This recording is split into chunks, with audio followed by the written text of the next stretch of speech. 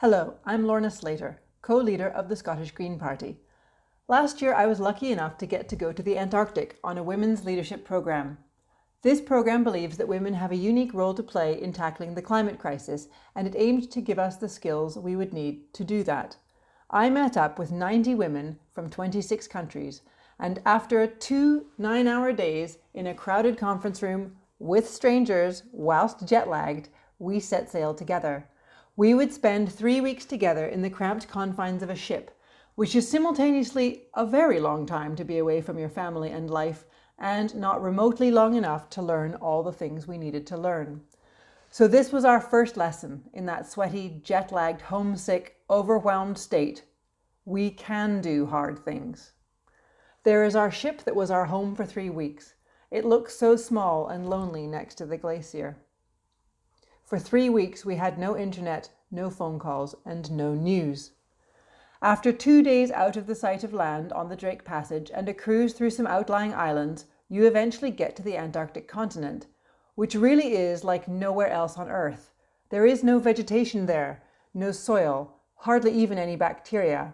The entire surface is covered in glaciers, up to 5 kilometers thick in some places. This image has not been color touched. This is my abiding memory of Antarctica, the shades of blue, the bright blue sky, the dark blue sea, and that unreal, otherworldly turquoise from the light refracting through the ice. But we were there to learn about leadership, which was presented to us as having 3 concentric circles, the first being about ourselves. We can all see the problems in the world that are caused by leaders who lack empathy, who don't listen, who are dishonest, who lack vision, who lack morals.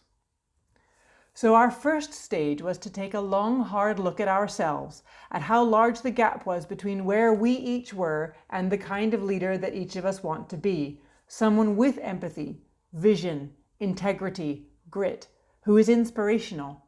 This kind of self-examination is really hard. And perhaps even harder, especially for women, is making a fair evaluation of our own strengths, acknowledging what we are good at, what we've improved at, what we have actually achieved, recognizing that we already have what it takes, that we actually are good enough, and that we deserve a seat at the table just as we are, and have something to contribute. The second circle of leadership is connecting with others. A leader must connect with others. A leader who is alone is no leader at all. But we can't do that if we don't listen, if we judge, if we assume we know everything. So the technique we were taught for connection with others is to be intensely curious about them. Why do they think what they do? What has led them to be where they are? Use the 5 whys technique. Why? Why? Why? Why? And why? Suspend your judgment and be intensely curious about your fellow humans. The final circle, and for this one I'm going to tell you the story of Christiana Figueres, who led the UN Committee on Climate Change that made the Paris Agreement happen. After the disaster that had been the Copenhagen Agreement, Christiana had to deal with a context where anyone you put a microphone in front of was saying it couldn't be done. A global deal on climate wasn't possible.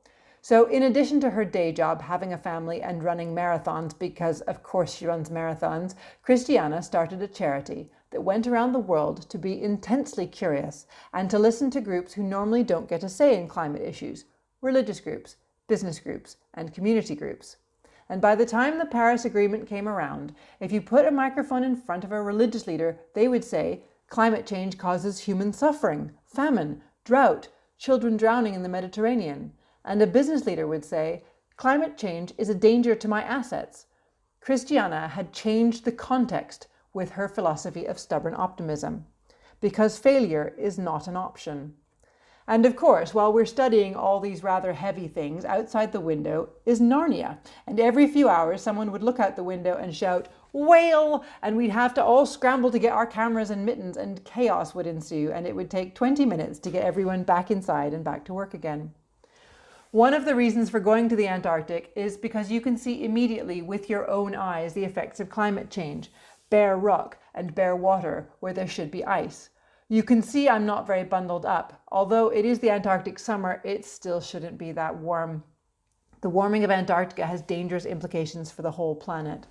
These are Adelie penguins. The type of krill that they eat can't live in warmer waters, and so their numbers are in decline. Is this the world we're creating? A world without penguins? The baby Adelies are not dead, but they are lying down because they are too hot, and in fact they are the second hatching for this colony this year, as the first hatching drowned when all the snow melted too early. Saving our planet is not optional. And you, me, us, the women of the world, this is the fight of our lives, of our children's and grandchildren's lives. The climate crisis will define everything that happens in the next 100 years, and we are called upon to step up and do our part, to take the lead and to have courage, because it's going to take courage. As soon as you speak up, as soon as you take on a leadership role, as soon as you stand up for something, you will be attacked and criticized. But if the person criticizing you isn't in the arena fighting too, ignore them. You will make mistakes and you may fail, but you will do so whilst daring greatly. Courage is not the absence of fear. Courage is fear walking. It takes courage to stand to be on a committee for a cause that you care about.